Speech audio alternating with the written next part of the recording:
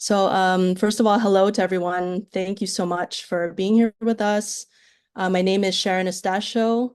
I'm a Filipino-American dance artist who is currently residing in Italy, and I've been here since 2009.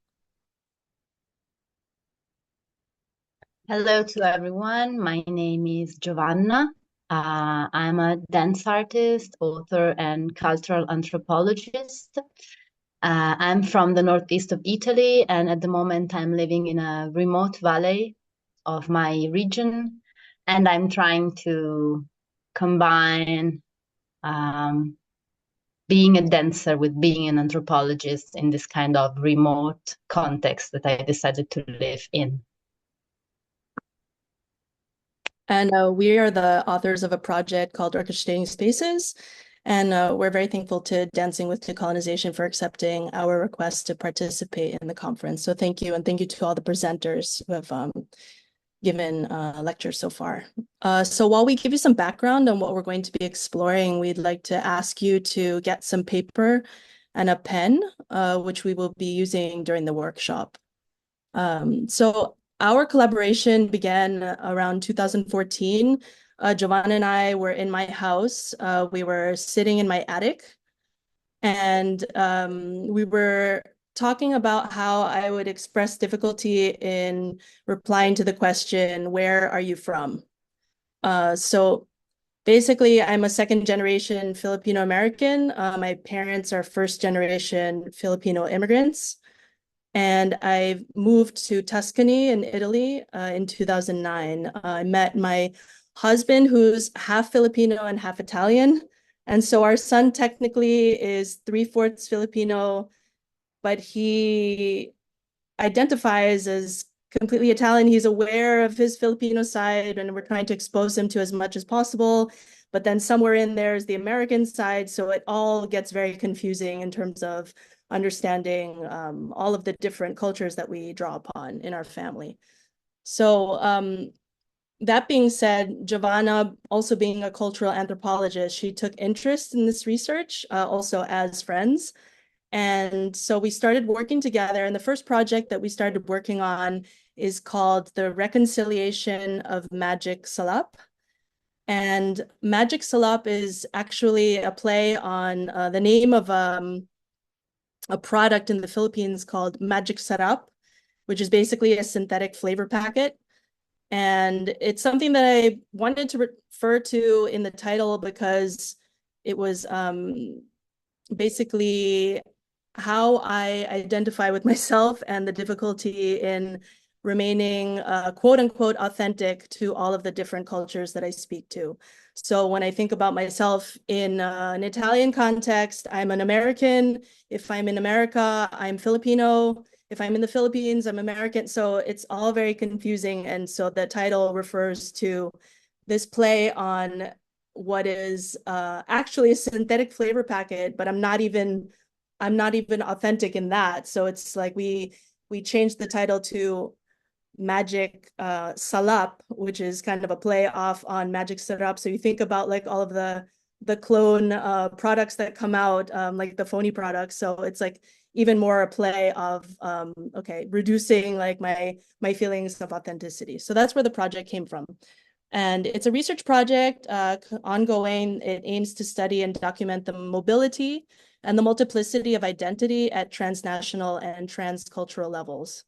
So at the moment, we actually completed two of three phases of research. So the first phase was in the Philippines. The second one, which was very ongoing because in the meantime, I gave birth to my son and Giovanna gave birth to her son. And so this second long phase in Italy has finally concluded, and the final research phase will be completed in the USA. Yeah, and I took the word in light of this ongoing project. Our current work brings into focus the conceptual and societal relations between space, thoughts, and motion and actions. Orchestrating Spaces, which is our second collaboration, was created in 2021 as a movement research project that aspires to culminate this reflection in a performative act. We began this project during the summer of 2020, and our first residency was from a distance in our respective homes. At this moment, we started to face what it means to deal with social rules connected with spaces, and to focus on how we can work as a dance authors from a distance inside our homes, being women and mothers. We called Orchestrating Spaces a performative search and meditation on identity, therefore human ways to belong in space and time. The work is in constant evolution, and at the moment we are working on exploring new creative research systems, providing safe spaces to examine social rules and collect community-specific experiences. Orchestrating Spaces has been awarded the 2024 Perform Europe grant, so we are preparing at the moment for a hybrid tour, which will take place in 2025. And in this tour, we will try to build this safe space and connecting community in Finland, Sweden, and Italy. So that being said, we would like to share elements of this workshop with you. It's a virtual workshop since our departure was from this working context, and our hybrid tour will eventually involve this similar working context. So we also, in the sharing of these exercises, we would like to get some feedback from you as to how it feels to be on the inside of these exercises, since we will try to create community and partnerships between workshop participants in Finland and in Italy specifically. So this is the research that we're starting for 2025, and we would like to understand how to unfold it the best that we can.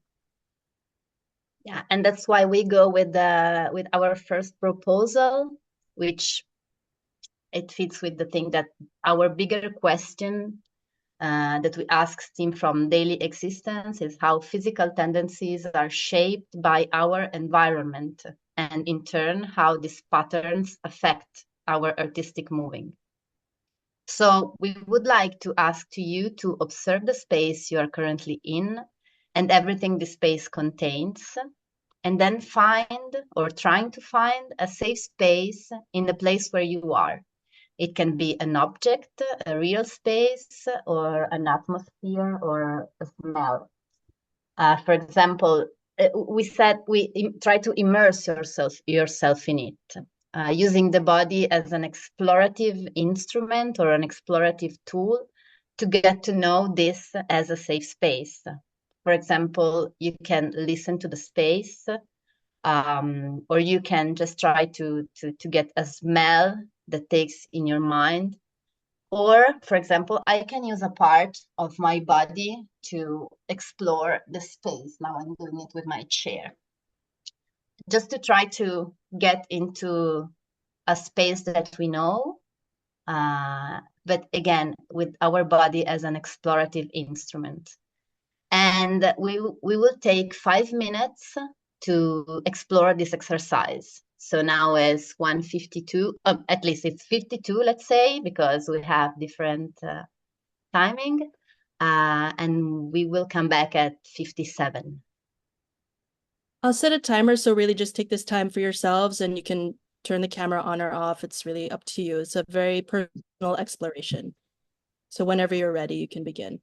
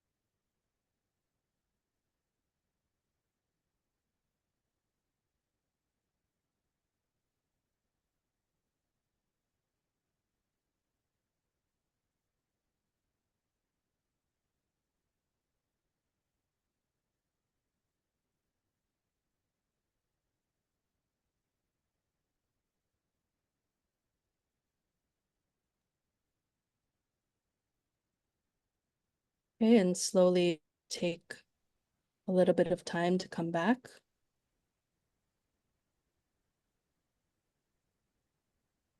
In your own time.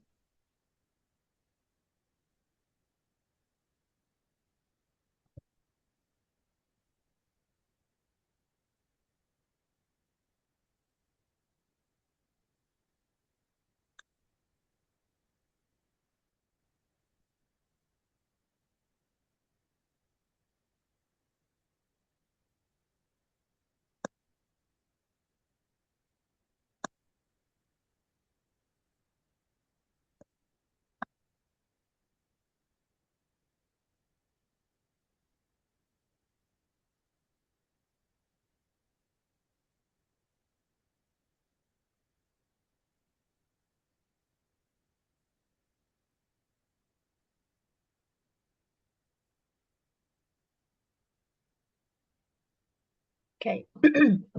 If we are all back in front of our screen, we just want to ask you to do one last thing, which is taking 5 minutes to try to write and to describe this last 5 minutes of exploration of the space that we just did.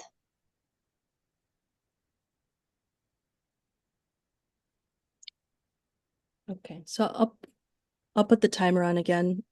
Just you can begin whenever you're ready.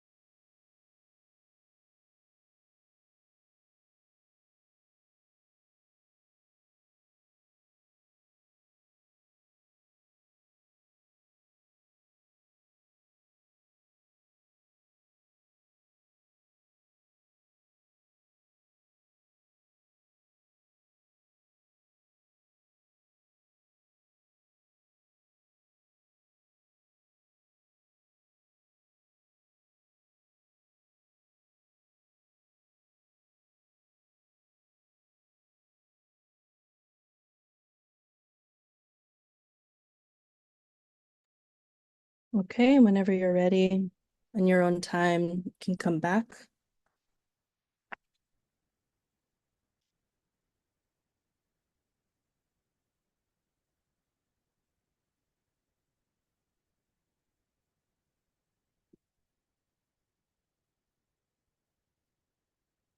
So for us, typically, the next step in this working process would be a layering of these observations. So for the interest of time and time constraints, rather, we wanted to share with you a little bit of how this might come about. So I was wondering if it was possible to pin Giovanna's screen so that everyone can see her. Let me try to do it. Thank you.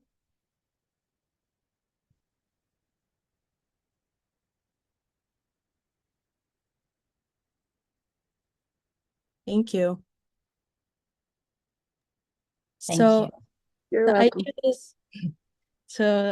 idea is that one person reads their observations of their safe space, while another person shares the safe space and their physical exploration, and it happens simultaneously, so the others are able to observe this layering of experiences. So I'm going to go ahead and read my observations of my safe space while Giovanna shows her physical exploration of her safe space. Joe, do you need to move the camera or anything, or are you good? Yeah, I hope that I'm good. What do you think? I just try because this is my area. So if you see me, okay. Yeah, I can. It's okay. Great. Okay. All right. So I'm going to start reading, and so the exploration will stop when I finish reading. Okay? Yeah. Okay. I found a square of light on the floor coming from my window door. I find comfort in its warmth, its sensation on the palm of my hand. It highlights all the veins that run to my knuckles, highlights both strength and fragility. I see freedom within the square, yet I also see freedom within the flecks of light from my ring that wander from this square, showing possibilities of the beyond. The layers of heat remind me of where I am and maybe where I want to be.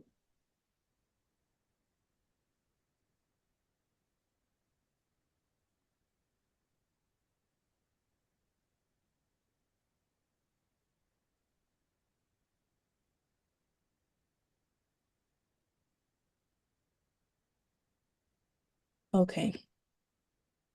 So we're just wondering if anyone, if they want to, would be interested in sharing their observation writings and reading their observations to the others as I did. Of course, no pressure, but it'd just be nice to hear other worlds, aside from what we just shared with you, if anyone would like. I can't see. Hold on. I'm going to open to the gallery. If anyone is interested, you can just raise your hand. Okay, Luz. Thank you. Can you maybe remove the pin from my screen so Luz will come? Thanks. Thank you. Okay. So I read what I wrote. Yes, whenever you're ready. Okay. I was under the desk. Even if the floor and the desk surface are hard, they feel safe. Something can be hard, but I can feel safe in contact with this surface, despite of the hardness. I could feel held I could feel safe in stillness, but I could feel even safer in movement. Why? I think because movement helped me to feel the boundaries of the furniture and helped me to discover the movement possibilities.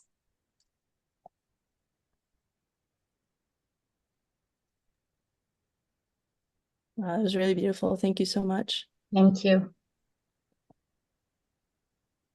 Did anyone else want to share?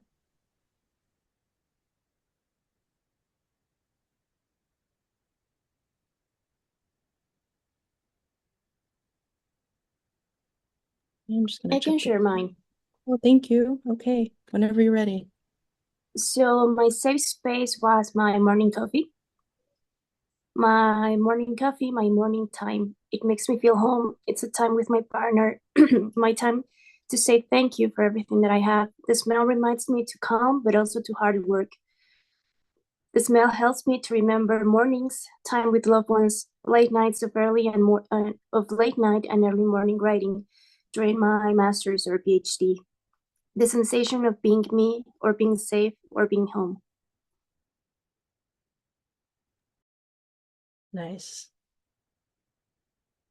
I feel Yeah, you. I can deal with the day without my morning coffee. Yeah, I think I tried to give it up at one point and it was just a lost battle. So embrace it, accept it. Anyone else?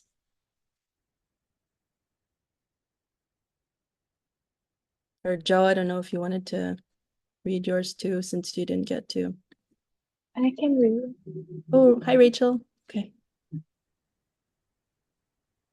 Okay, so I'll read. I went under the desk as well, like loose, because I saw my dog went there when lightning struck. So it was raining a little while ago. And so I thought to myself that I might also feel safe when I go under. And when I went there, I was transported to my childhood, back when I play house with my sister under the sewing machine of my mom. And so I felt warm. That's Thank you.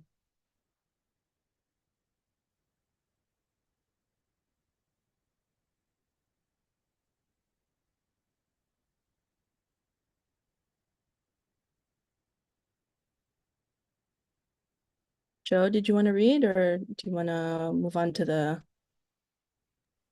question? Maybe since we have 10 minutes, we can, I mean, I can do, but maybe we can just Also, go yeah, on.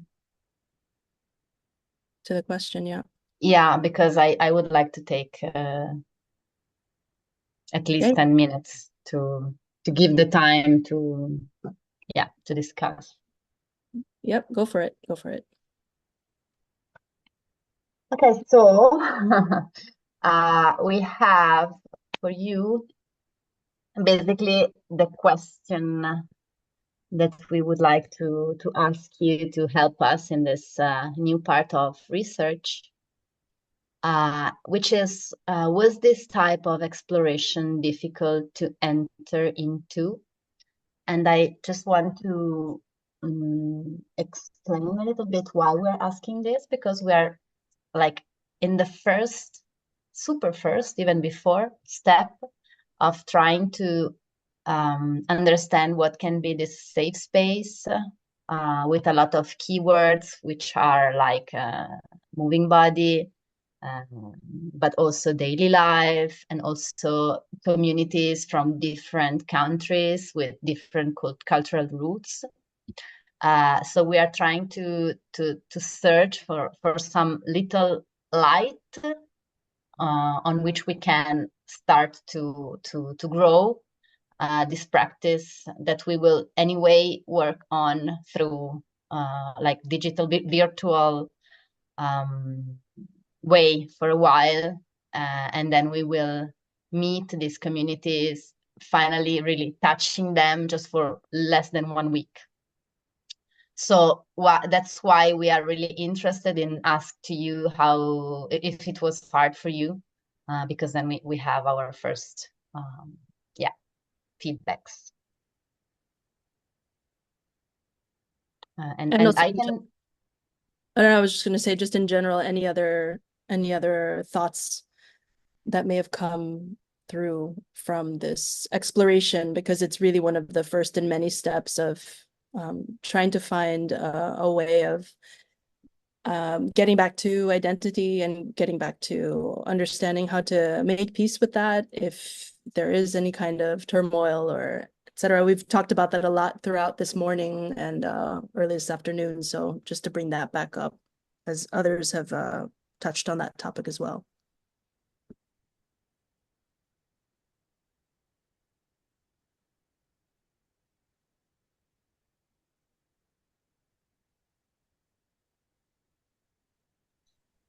Well, when I think the first part for me was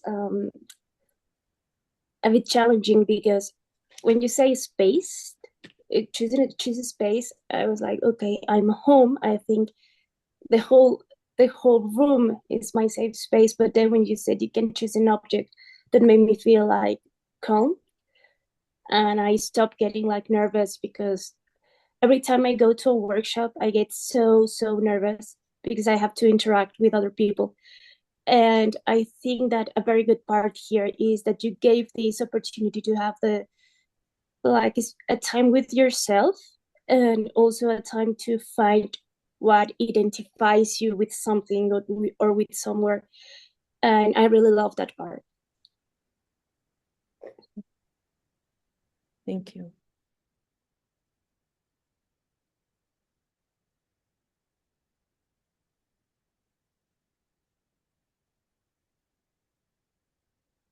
I don't know if anybody wants to say something.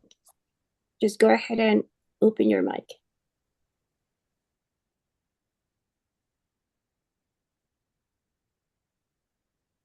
Yeah, I mean, I'll add, it's a very intimidating environment. It can be because you don't have the physicality, I mean, the three-dimensionality of people. And so you miss a lot of nuances, you miss a lot of things that are unspoken, the energy that's coming from each person, even in the silence. So it's it's a hard venue to approach, so to speak.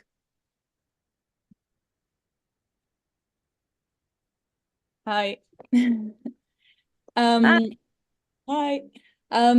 For me, was really interesting because I did my master's.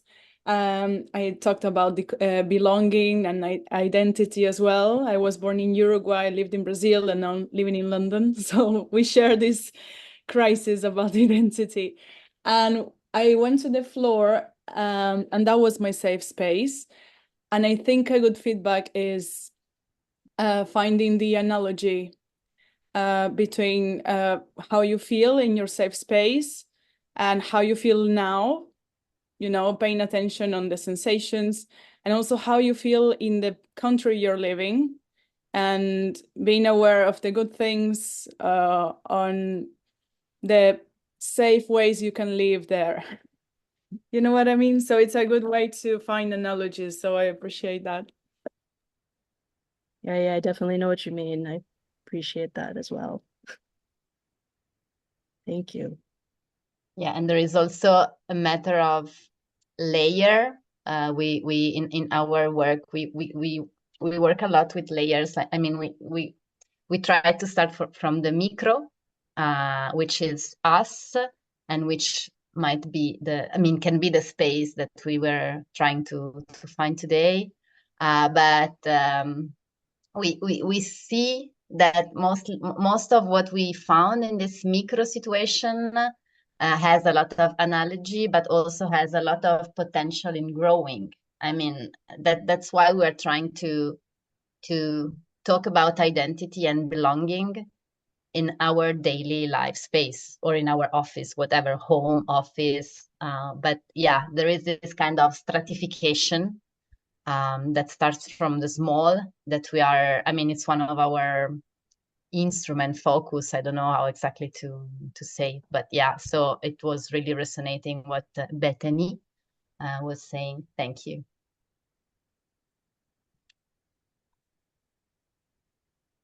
Yeah, in the chat, Steffi wrote, I found the prompts and methodology very clear, but found it challenging to jump into a safe space.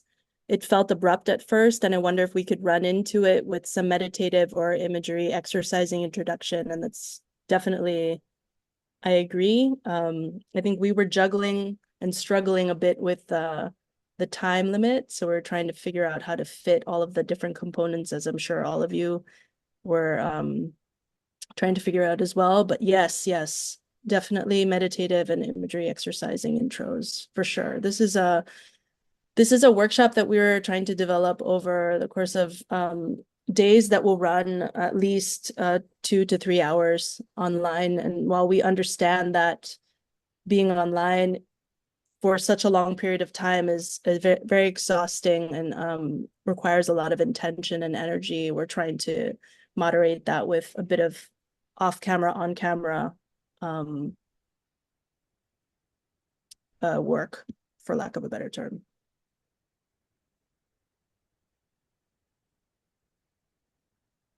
Yes, Luz? I think it's very interesting, even and especially if you do it in online, that this idea of safe space is very in the psychology. A safe space in psychology, it's a community that make you feel well, or can be a community where all that you will talk about as a women's circle, for example, will be confidential. So the idea to try to find a safe space by myself, I think it was very interesting. I think it's very powerful also, because I can provide myself this space, this environment. I don't need to look for the safe space outside, which is the idea of the safe space in psychology. We will, that it's great. The safe space in psychology is wonderful. We will provide you this safe space because there is an agreement between us to build this safe space. But to build a safe space by yourself, I think is very interesting. And also my first impulse was the bed. And then I said, no, I want to go out of my comfort zone. And I discovered a lot of things. So thank you. Thank you. Yeah, I mean, obviously we only gave 5 minutes, but hopefully with an extended period of time, one would have the opportunity to, I wanted to go under the desk too. And then I was telling myself, no, okay, maybe I should just look further. But I mean, it's interesting to understand, you know, like what people gravitate towards, no? And especially like a first impact kind of reaction. And then like once that kind of starts to wear off, where that can take you.